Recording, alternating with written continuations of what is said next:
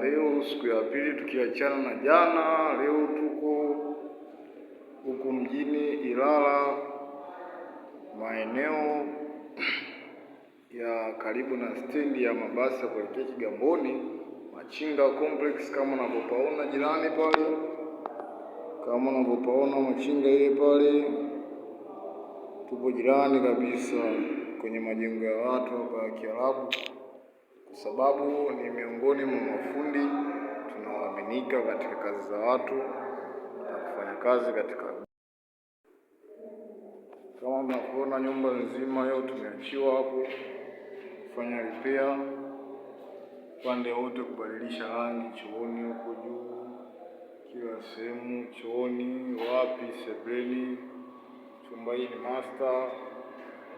Kwa tunakuja kama mnavyoona juu kuna fito kama za blue. Hii ni emulsion ambayo tumepiga. Hii ni emulsion kwa ajili ya kuua hii rangi ya njano ili kukuletea matokeo yaliyokuwa bora katika kazi zetu. Hayo ni maeneo ya toilet kule kama unavyoona, wako ni chumbani. Hiki ndio bado hakijakula bado rangi, kilikuwa kinakula touch up. Hapa ni upande wa sebuleni. Hii dining room kama unavyoona nje huko, napendeza kabisa. Maeneo ya watu. Na huu hapo kama unavyoona ni mlango wa aluminium. Namna gani vipi unaweza kufungua hapo kotoa hii naenda nje. Tuko ghorofa namba 7. Kazi yetu ndio ilipo. Hiki hapa chumba kingine hiki hapo kama unavyokiona.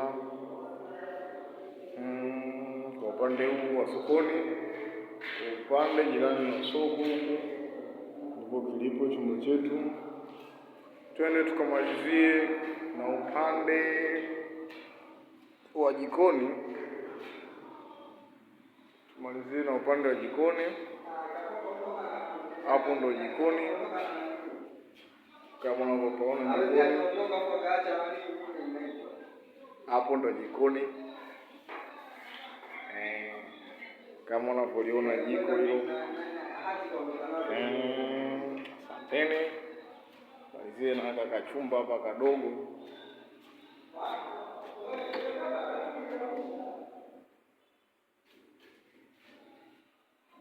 Kama ndo kajipiko langu tutarudia. Asanteni. Karibuni tuanze kazi kwa pamoja.